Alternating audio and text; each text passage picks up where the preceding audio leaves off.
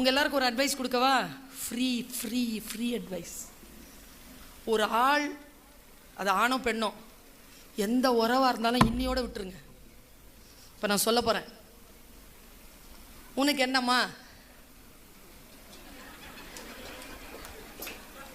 உனக்கு என்னப்பா, கிட்டையே சேர்க்காதீங்க அந்த ஆளை. ஒரு பெரும் ரகசியம் என்ன தெரியுமா?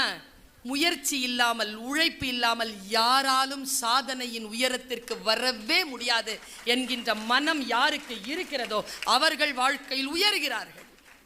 உனக்கு என்னம்மா அப்படின்னா, உனக்கு தெரியுமா கால் வீங்க வீங்க நான் 1.5 மணி நேரம் நின்று பேசுறது? உனக்கு தெரியுமா 6 மணி நேரம் மத்தியானம் 2 மணிக்கு புறப்பட்டு இங்கே வந்து நின்னது? உனக்கு தெரியுமா 4 மணி நேரம் நான் கிளாஸ் எடுத்துட்டு வந்தது? நான் தெரியுமா என்எஸ்எஸ் ஆஃபீஸராக இருந்து நான் என்னென்ன வேலைகள் கல்லூரியில் செய்துவிட்டு வந்திருக்கிறேன்னு?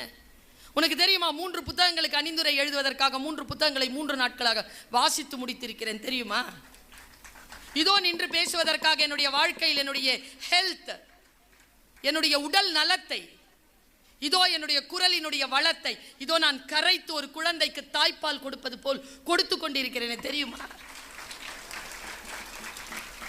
தெரியாது. உழைப்பு இல்லாமல் சாதனையாளர்கள் உருவாவதே இல்லை என்பதனை மட்டும் மனதில் நிறுத்திக் கொள்ளுங்கள். அவர்களை பற்றி புறம் பேசுவதை நிறுத்திக் கொள்ளுங்கள்.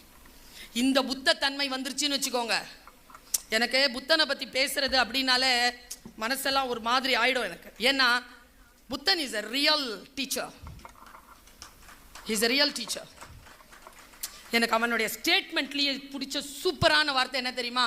புத்தனின் வழிகாட்டுதலில் நீ நடக்கின்ற பொழுது நீ அப்படி நடக்கக்கூடாது என்று தடை விதிப்பதற்காக புத்தன் வந்தால் நீ அந்த புத்தனை கூட கொலை செய்யலாம்.